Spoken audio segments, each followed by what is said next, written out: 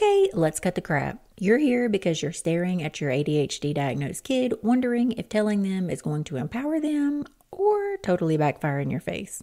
Are they better off knowing, or should you just ride this out without slapping a label on it? Maybe you're worried they'll use it as an excuse, or worse, internalize it and feel broken. Any of this sound familiar? Well, buckle up, because today we're tackling all of this head on. So grab your coffee and let's do this.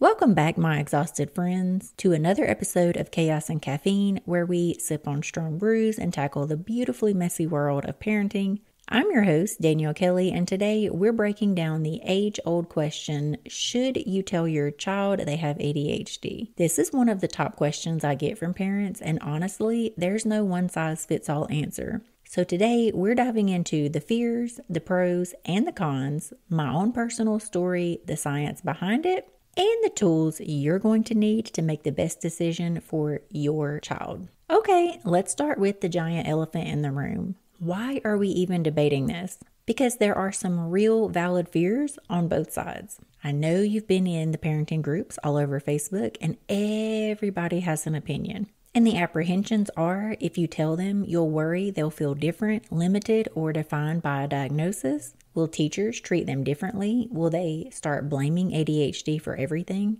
If you don't tell them, they might start believing they're just bad or dumb because they don't understand why they struggle. And trust me, I've seen this play out. Spoiler alert, it's not pretty. So, what does the research say? According to a 2018 study published in the Journal of Attention Disorders, children who understand their ADHD diagnosis tend to have a higher self-esteem and better coping strategies compared to kids who remain unaware of their condition. Another study from pediatrics found that early discussions about ADHD framed in a strengths-based way reduce the likelihood of anxiety and depression later on. So while every family has their own choice to make, science suggests that awareness, when handled correctly, can be a major asset. I know, you're all here for the pros and the cons, so let's get into it. Telling your child about their ADHD. Pros: self-awareness equals self-empowerment. When kids understand their brains, they can advocate for themselves.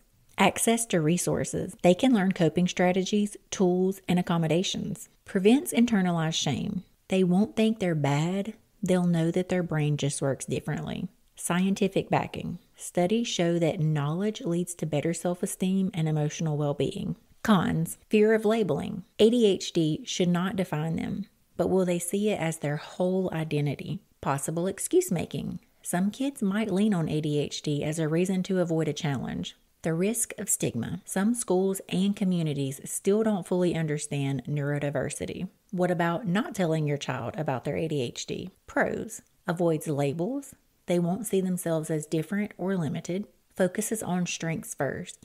They develop resilience without relying on a diagnosis. Cons: confusion and frustration. They may not understand why things feel harder for them. Missed opportunities for support. They won't learn the language and the tools to advocate for themselves. Increased risk of mental health issues. Studies suggest that undiagnosed and unacknowledged ADHD correlates with higher rates of anxiety and depression in teens and adults. Looking for some new toys and tools that your ADHD kiddos will love? Play Therapy Supply has you covered with a great selection of toys, games, and fidgets that can be used by ADHD children, their parents, caregivers, and professionals alike. From fidget toys that help children calm down, de-stress, and focus, to social-emotional learning resources to help kids understand their feelings and emotions, to games and activities designed to improve emotional regulation. Play Therapy Supply has it all. For thousands of items and fast and free shipping, visit playtherapysupply.com today. Now, let's get personal. When my son was around 6, I saw the self-doubt creeping in. He was starting to believe that constant redirection meant he was a bad kid, and I knew that we had a choice. I could let him keep wondering what was wrong with him, or I could tell him the truth in a way that built him up. So we adapted ADHD to a 6-year-old level. We called it fast brain. Mom has fast brain, dad has fast brain, even grandma and grandpa have fast brains. We framed it as something unique and special, not something broken. And you know what? It kind of changed everything. He stopped seeing himself as wrong and started seeing his brain as powerful. So, if you're on the fence, here are a few questions to help you decide. What is my child's current understanding of their struggles? Are they already noticing that they're different? How might knowing empower them?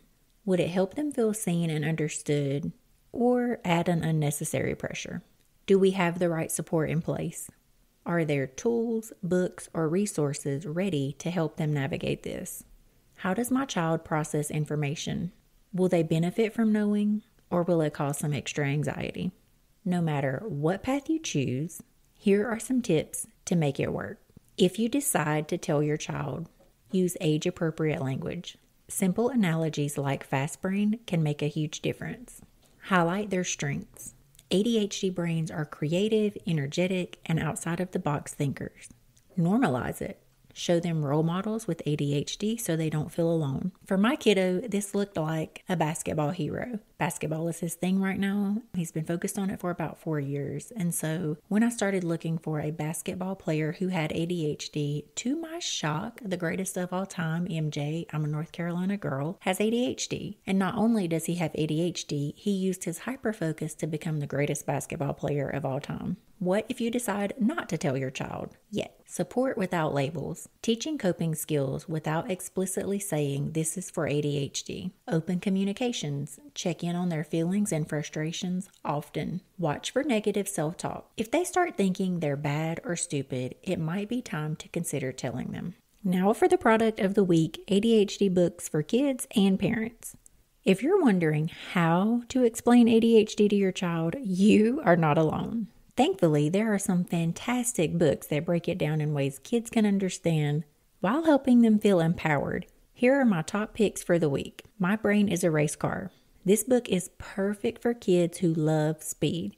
It explains how ADHD brains are like race cars, fast, powerful, and needing the right kind of fuel to stay on track. A Dragon with ADHD, because what kid doesn't love dragons? This adorable story follows a dragon who learns how to harness his unique brain to stay focused, stay organized, and succeed. A great confidence booster for little ones. All dogs have ADHD.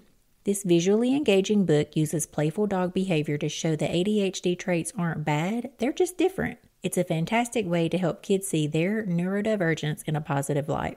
What your ADHD child wishes you knew. Okay, this one's for you. Yes, you parents. This must-read book dives into what's going on inside your ADHD child's mind and gives practical strategies to support them at home and in school. These books are a total game changer for explaining ADHD in a way that clicks for both kids and parents. Grab one or all of them and start reframing ADHD as a superpower.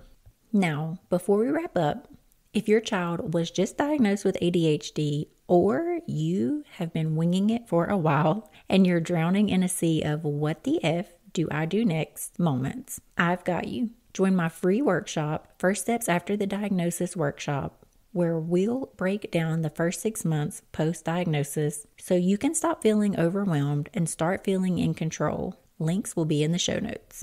Now I think we all need an affirmation of the week. My child is not broken. My child is not too much. My child is wonderfully, uniquely wired for something extraordinary, and I will help them see that. Girl, let's say that one more time. My child is not broken. My child is not too much. My child is wonderfully, uniquely wired for something extraordinary, and I will help them see that. Ooh, girl, write that on your mirror or your refrigerator or maybe even your kid's forehead. It's a little long, but whatever works.